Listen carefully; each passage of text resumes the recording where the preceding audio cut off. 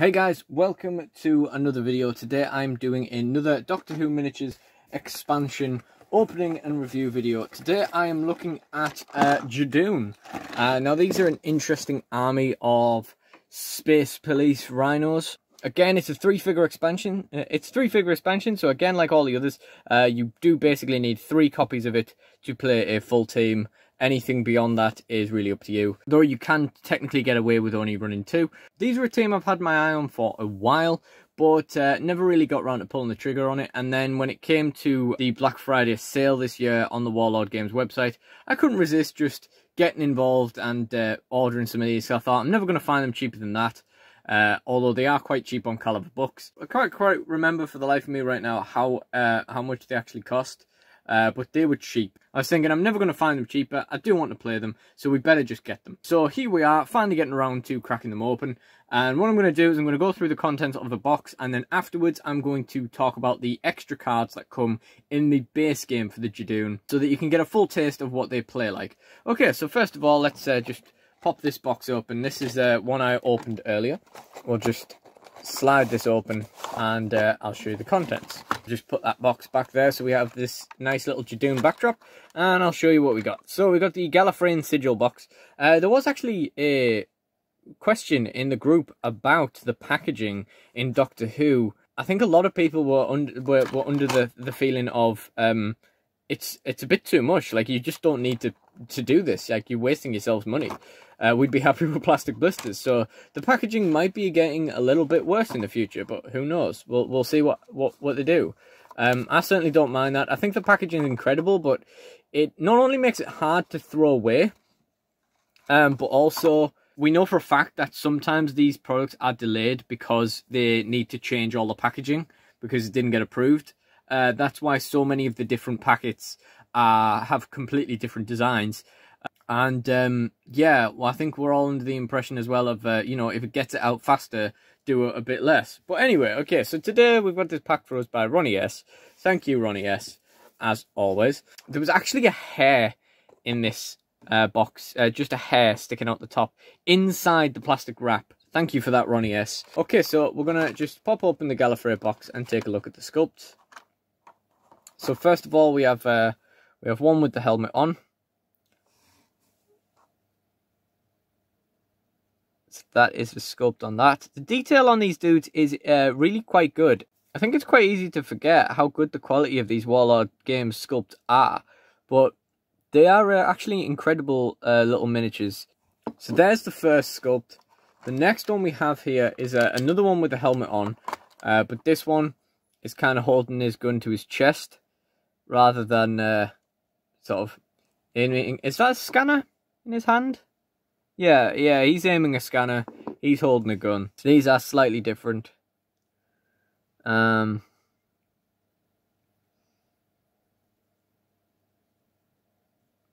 then finally we have the Judoon leader.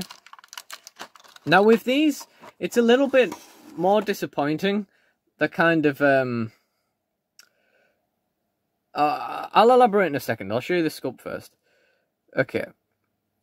So there is the helmetless Judoon leader. Now, obviously, you only want one Judoon leader because it's a Force Commander, it's unique, you can only have one. But, because you're buying 3 of these sets, you're going to end up with 3 helmetless Judoon. So basically, what that's going to mean is you're going to have to paint up 2 helmetless ones as your 2-card recruit. As well, and do some kind of paint difference between your commander and those 2. It's a little bit of a shame, but I guess there's not really any way around that. With the way Warlord do things, you could buy even more Judoon and just leave the rest of these 2 and have all helmetless people, but that's just probably not going to happen. They're not going to stand up well because of the little pewter imperfections on the bottom of the bases. But I'll just give you one final little look at the minis here before we get into the cards.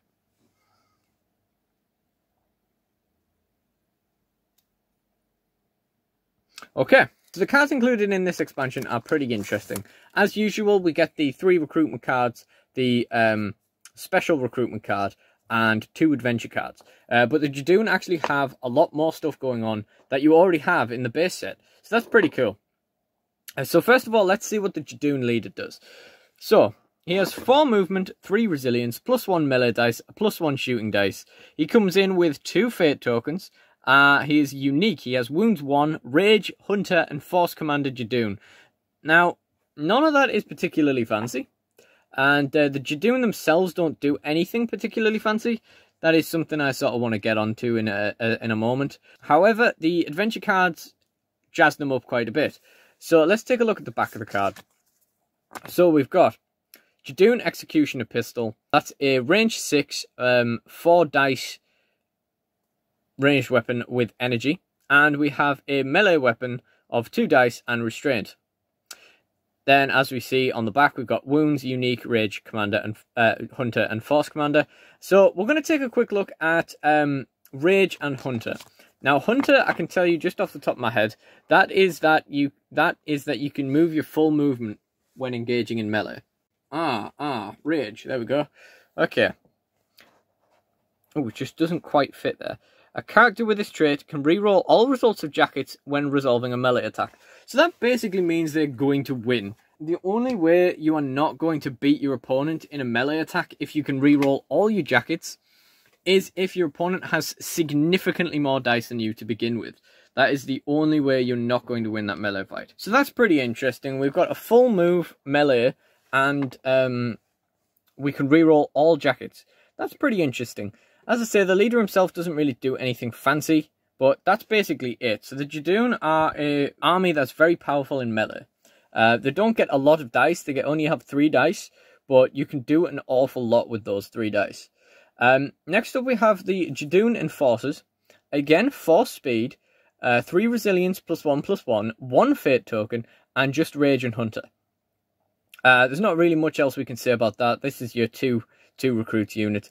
And as you might have noticed, it's also the helmetless guy. So thematically, in terms of figures, your Enforcer figures are going to match the card. However, these are the same guy.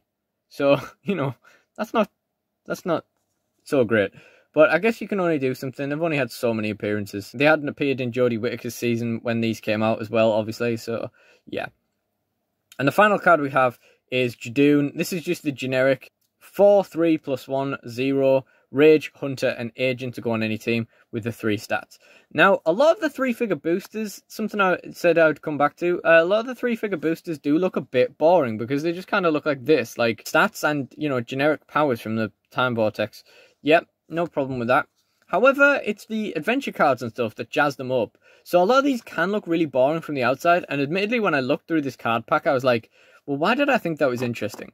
But when I looked at the sort of wider cards in the base game, you know, it becomes a bit more clear. And these are quite interesting. There's a lot of 3-figure expansions, I think, that just aren't very interesting.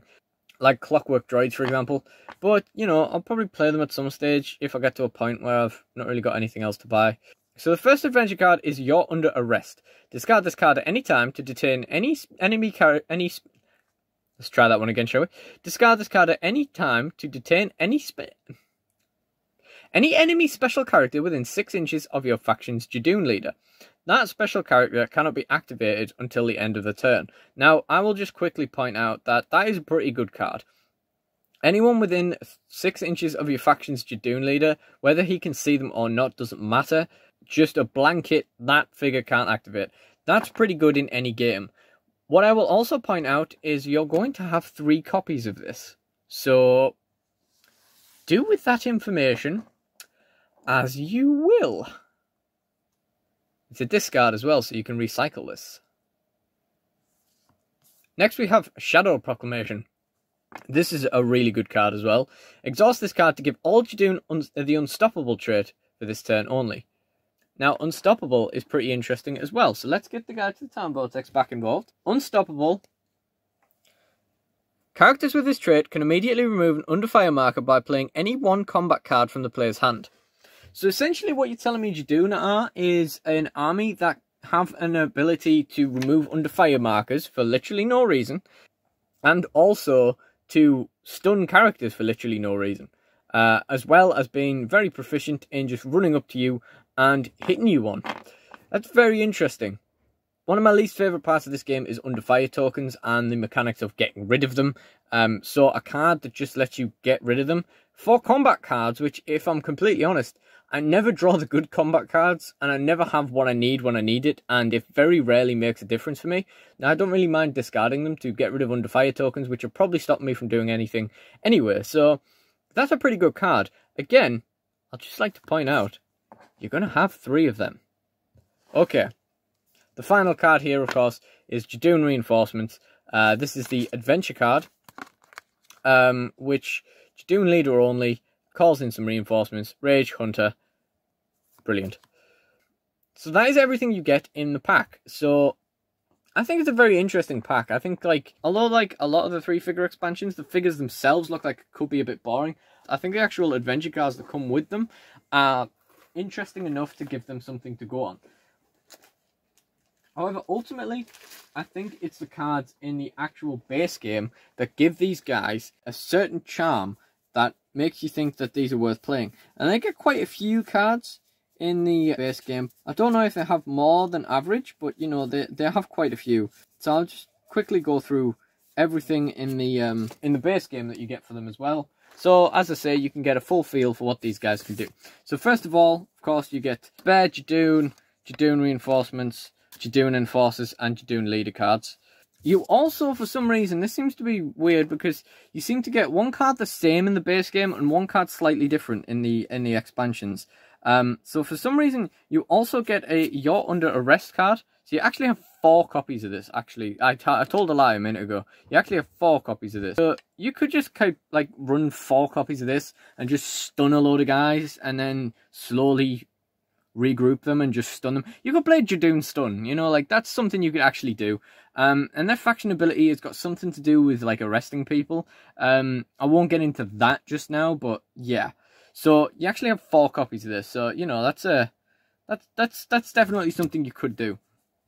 Another card that you get is Judoon Rockets. Now this is a very interesting card. Discard this card to move up to 3 models from your faction to any location on the table.